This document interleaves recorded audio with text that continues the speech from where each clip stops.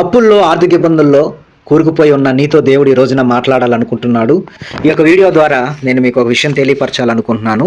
అప్పులలో నుండి బయటికి రావడం ఎలా, how to come out of debts, ఎలాగా అప్పుల్లో నుండి బయటికి రావాలి, రుణాల్లో నుండి ఎలా బయటికి రావాలి, బాకీల్లో నుండి ఎలా బయటికి రావాలి. ఈ రోజున ఈ ప్రశ్న నేను వేధిస్తూ ఉంది. ఎందుకు అనగా మీకు చాలా అప్పులు ఉన్నాయి, బ్యాంకు వాళ్ళకి అప్పులు ఉన్నాయి, నీ యొక్క బంగారం కూడా తాకట్లో ఉంది, అలాగే నీ పొలం తాకట్లో ఉంది, అలాగే నీ వెహికల్స్ తాకట్లో ఉన్నాయి, అలాగే మీరు కూడా చాలా అప్పుల్లో కూరుకుపోయి ఉన్నారు. ప్రతి నెల నీ జీతము నీ చేతికి వచ్చేదానికంటే కూడా ఇతరులకు ఇచ్చేదే ఎక్కువ. కాబట్టి భయంకరంగా అప్పుల్లో ఉన్నావు. సో అప్పులు వాళ్ళందరూ కూడా నీ ఇంటి చుట్టూ తిరుగుతూ నీకు ఫోన్లు చేస్తూ ఈఎంఐలు కట్టమని నిన్ను బెదిరిస్తూ బాధ పెడుతూ వేధిస్తూ నిన్ను చిత్రవదలు చేస్తూ ఉన్నారు. వేలల్లో నుండి లక్షల్లో కోట్లలో కూడా ఈ రోజున నువ్వు బాకీల్లో ఉండవచ్చు, అప్పుల్లో ఉండవచ్చు. కానీ ఈ రోజున ఈ యొక్క వీడియో ద్వారా దేవుడు నీతో మాట్లాడాలనుకుంటున్నాడు.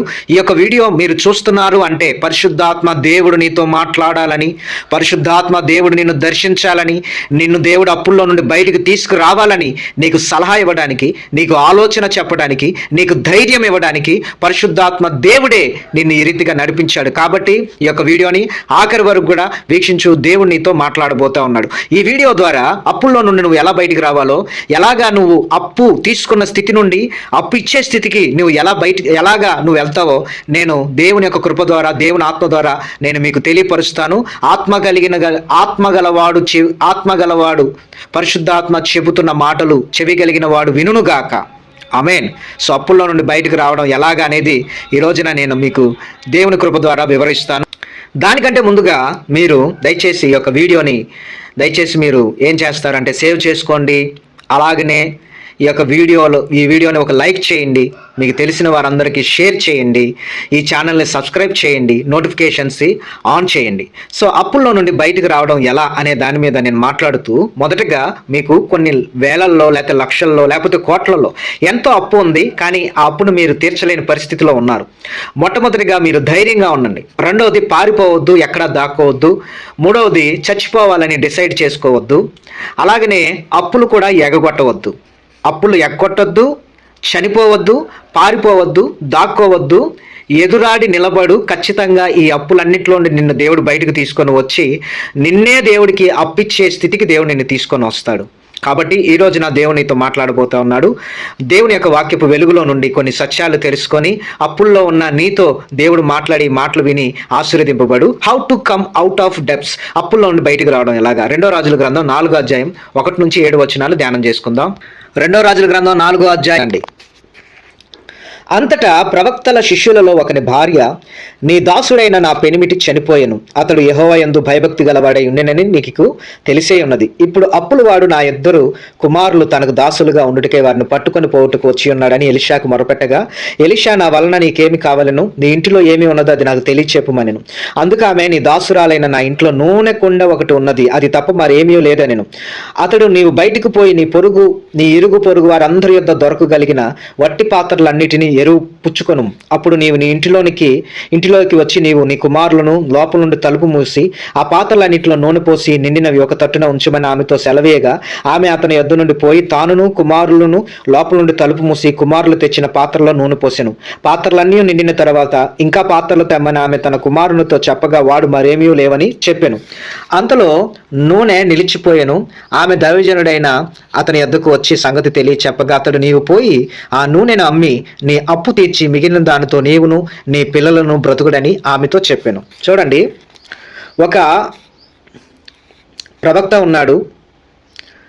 అతను ప్రవక్తల శిష్యుల్లో ఒక అతను ఉన్నాడు. అంటే ప్రవక్తలకి శిష్యుడుగా ఉన్న ఒక అతను ఉన్నాడు. అతను చనిపోయాడు, కానీ ఆయన భయంకరమైన అప్పులు చేశాడు. కానీ అతడు దేవుని యందు భయభక్తులు కలిగిన వాడు, దేవుని వెంబడించేవాడు, దేవుని ఆత్మతో నింపబడినవాడు. అయినప్పటికీ అతను ఎన్నో అప్పులు చేశాడు. అప్పులు చేసి చనిపోయాడు. సో ఈ భారం అంతా కూడా ఎవరి మీద పడిందంటే అతని భార్య మీద పడింది.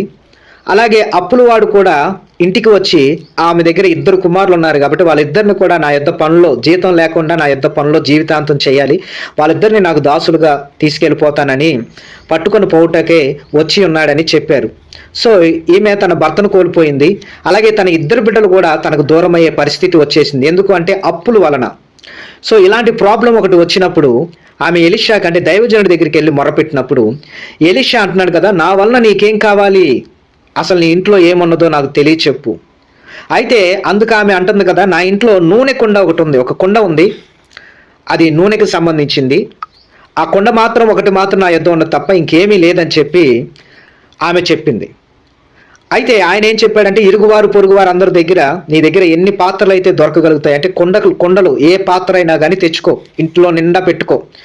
అప్పుడు నువ్వు తలుపు మూసుకొని, నీ కుమారులు నువ్వు ఇంట్లో ఉన్నప్పుడు తలుపు మూసుకొని, నీ దగ్గర ఆల్రెడీ ఒక పాత్ర ఉంది కదా, ఆ పాత్రలో నూనె ఉంది కదా, ఆ పాత్రలో నూనె వీటిలో పోయి అని చెప్పినప్పుడు ఆమె వెళ్ళి ఆ పాత్రలో ఉన్న నూనెను తీసుకొని ఏం చేసిందంటే, ఆమె దగ్గర ఎక్కడెక్కడ నుండి తెచ్చుకున్న పాత్రలన్నిట్లో కూడా తలుపు మూసి కుమారులు తెచ్చిన పాత్రలో నూనె పోస్తా ఉన్నప్పుడు ఎన్ని పాత్రలు తెచ్చింది, సుమారుగా కౌంట్ చేసుకుంటే ఒక 100+ ఉండొచ్చు, 50+ ఉండొచ్చు, 200+ ఉండొచ్చు.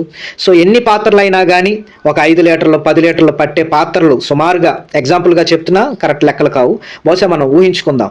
అన్ని పాత్రల్లో కూడా నూనె పోసింది. పాత్రలు తెమ్మని కుమార్తె చెప్పి, ఇంకా ఏమన్నా ఉన్నాయా తీసుకురామంటే వాళ్ళ కొడుకు అన్నాడు, ఇంకేమీ లేదు. అప్పుడు నూనె ఆగిపోయింది.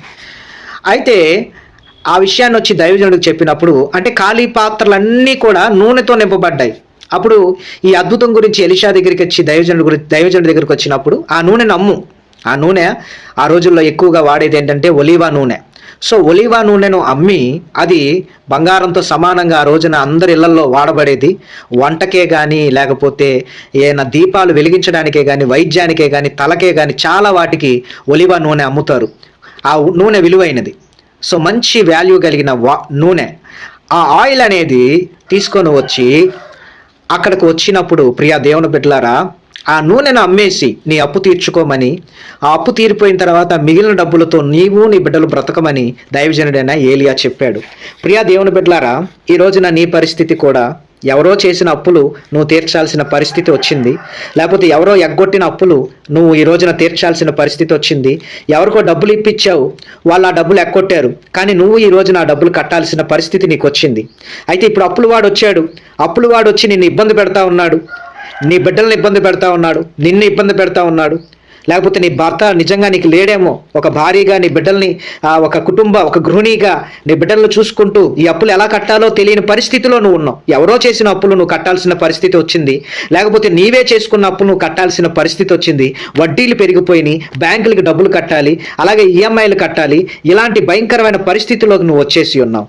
అయితే ప్రియా దేవుని బిడ్డ, ఈ రోజున అప్పులు వాళ్ళు నిన్ను వేధిస్తూ ఇబ్బంది పెడుతూ, ఇస్తావా చస్తావా అని చెప్పి టైం పెట్టి ఈ అప్పుల్లో నీ ఇల్లులు పోయాయి, బంగారం పోయింది, పొలాలు పోయాయి, ఆస్తి అంతస్తులు అన్నీ పోయాయి. ఇక నీవు నీ స్నేహితుల దగ్గర, నీ బంధువుల దగ్గర, అందరి దగ్గర అప్పులు చేసి అప్పులు తిరిగి కట్టలేని పొజిషన్కి వచ్చేసావు.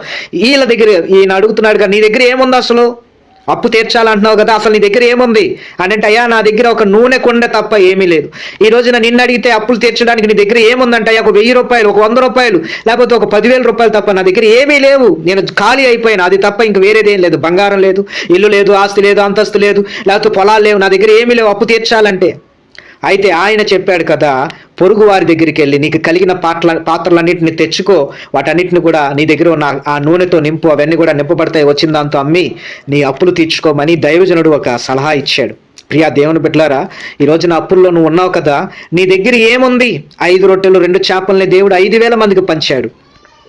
7 రొట్టెల్లో కొన్ని చేపలను దేవుడు 4,000 మందికి మంచిగా ఎక్కువగా పంచాడు. అలాగనే ప్రియా దేవుని బిడ్డలారా, కానాను విందులో అక్కడ రాతి బాణలను నీటిగా ఉన్న వాటిని ద్రాక్షారసంగా మార్చగలిగిన దేవుడు నీ పరిస్థితిని కూడా దేవుడు మారుస్తాడు. ఈ రోజున నీ దగ్గర చిన్న జాబే ఉండవచ్చు, ఆ చిన్న జాబ్ ద్వారా నీ అప్పులన్నీ తీర్చబడతాయి. ఈ రోజున నువ్వు చేస్తున్నది చాలా చిన్న బిజినెస్ అయి ఉండవచ్చు, ఆ చిన్న బిజినెస్ ద్వారా దేవుడు నీ అప్పులన్నీ తీరుస్తాడు. నా మాట విని మీరు కూడా ఏం చేస్తారంటే, ఏదైనా ఒక మంచి బిజినెస్ స్టార్ట్ చేయండి. ఎస్, నేను చెప్పేది నిజమే, ఏదైనా ఒక మంచి బిజినెస్ స్టార్ట్ చేయండి. ఈమె ఆయిల్ బిజినెస్ స్టార్ట్ చేసి అప్పులన్నీ తీర్చేసేసుకొని తనను తన బిడ్డలు బ్రతికించుకుంది.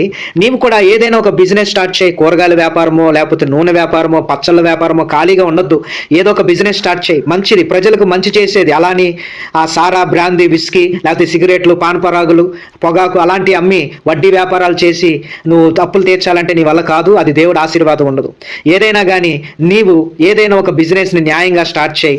వంటను స్టార్ట్ చేయి. అనేకులకి భోజనం పెట్టు. మంచిగా నాణ్యమైనవి పంచిపెట్టు. దేవుడు నిన్ను ఆశీర్వదిస్తాడు.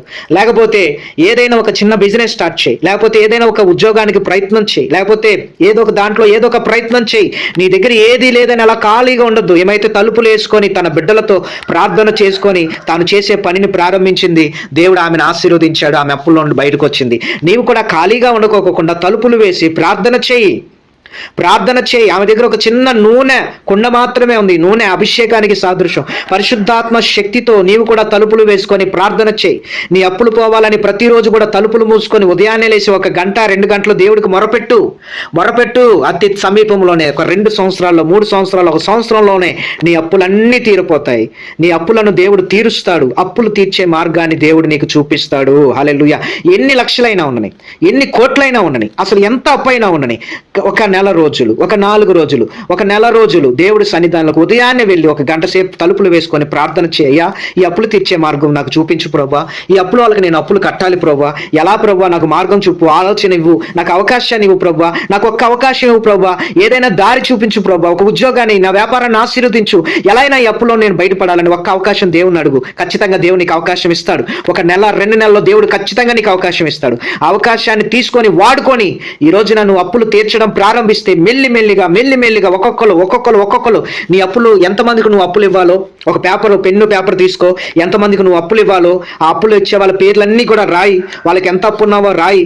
అవన్నీ కూడా వాళ్ళ పేర్లన్నీ దేవుడి దగ్గర చెప్పి, వీళ్ళకి నేను ఇంత అప్పు ఇవ్వాలి, ఎలా ప్రభు నేను తీర్చాలి, ఎలాగని దేవుడి సన్నిధానంలో వాళ్ళ పేర్లు పెట్టి ప్రార్థన చేయి. ఖచ్చితంగా 1-2 సంవత్సరాలు నీ అప్పులన్నీ తీరిపోయి నువ్వే అనేక మందికి అప్పు ఇచ్చే స్థితికి దేవుడు నిన్ను తీసుకొని వెళ్తాడు.